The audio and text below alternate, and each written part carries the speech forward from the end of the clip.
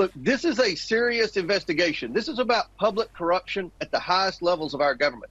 We have over 10,000 pages of document that we've obtained pertaining to Hunter Biden's financial transactions with our enemies around the world. We need to ask him hundreds of questions. If he comes in for one hearing with 24 members having 5 minutes each to ask questions, with the Democrats yelling and screaming like they do every hearing, we would probably get about 30 to 35 questions in. We need to ask him hundreds of questions about specific transactions with our enemies around the world. If you have to sit in front of a camera and continuously tell audience, this is a serious investigation, despite the fact that you've been relaying everything you found for nearly a year, it might be a sign to people that you're conducting a bit of a sham investigation. I mean, these House Republicans really now don't want Hunter Biden to speak publicly.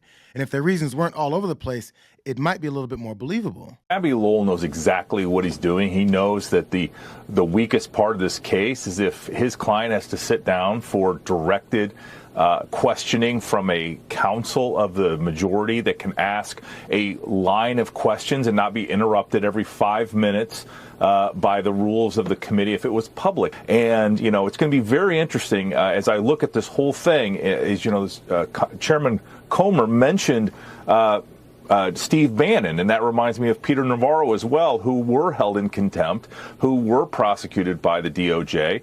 And so, you know, this is a high-stakes game where, you know, if they can't come to some agreement and he doesn't show up for that subpoena deposition, then he should be held in contempt and prosecuted by DOJ just like everybody else has been. The fact that Republicans had just suffered an underwhelming showing in the 2022 midterms, where they expected a mandate, where they thought they could then seek revenge on the Democratic Party for whatever they wanted, it doesn't help them clear this hurdle of legitimacy that they're pulling this off now.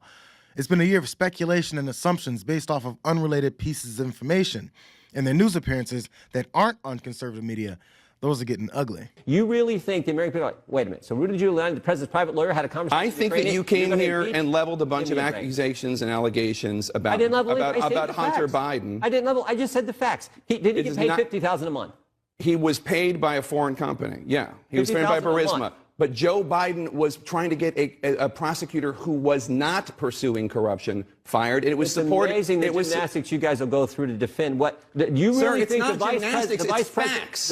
And I would think somebody who's been accused of things in the last year or two would be more sensitive about throwing out wild allegations against people. I'm not throwing out wild. I'm throwing out the facts. The prosecutor was not pursuing corruption. That's why the entire West wanted him fired, including anti-corruption activists in Ukraine.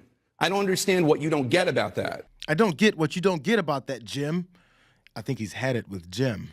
You know, when these guys' arguments run into another brick wall, the response is something like, the mental gymnastics you guys will go through, or that sounds like word salad to me. It doesn't make them look very good. In fact, the new Speaker, Mike Johnson, he also didn't expect actual questions about their loose allegations to be asked either at this press conference. The official act that was corrupt that Republicans are alleging today was that when he was vice president, Joe Biden pushed for the firing of a Ukrainian prosecutor. And this was the subject of the impeachment of Donald Trump. And you had a lot of State Department officials who came in and said, this wasn't Joe Biden's policy, this was our policy. He didn't do this to benefit his son. He did this because we wanted him to do it. So do they all commit perjury, or are you going to bring them back for more interviews? Why are Republicans just ignoring all that testimony? No one's ignoring testimony. No one is ignoring testimony, as he goes on to completely ignore the question about testimony that he's ignoring. Let me tell you the top 4 pieces of evidence with regard to Biden. I just got bullet points here. From 2014 to 2019, Biden family members and their affiliate companies received over $15 million from foreign companies and foreign nationals. These are all facts. Facts are stubborn things. That included Ukraine, Russia, Kazakhstan, Romania, and China. Biden business associates received an additional $9 million. The chairman here have uncovered a lot of facts. President Biden has, of course, lied at least 16 times about his involvement in his family's business schemes. There are at least 22 examples of Joe Biden speaking with or meeting with Hunter Biden's foreign business associates. The Oversight Committee recently released 2 checks. You see the graphics up here today. These checks are to Joe Biden. One is for $40,000 from China, and another is for $200,000 from a now bankrupt healthcare company that his brother James Biden apparently swindled. Listen, this investigation has to continue because, again, as we said, those facts are stubborn things. I'm not going to answer outside questions about this. We let the facts speak for themselves, and I think you're going to see a lot more developments over that in the days ahead. That was our last question. He didn't answer the question.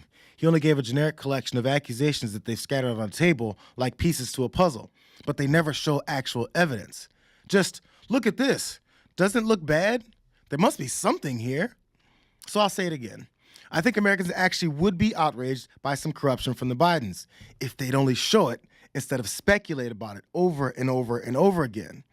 Democratic Representative Jared Moskowitz is never shy about plainly pointing out how desperate and incompetent these House Republicans are with this investigation. We've seen for a year now the Republicans have presented no evidence, but instead Hunter has said, no, if you're going to come at me in the news media for the last year and say all of these things, I'm going to come and I'm going to get the truth out there. And now Republicans are scrambling because I think the American people want to hear from Hunter Biden. The American people want to see it in public.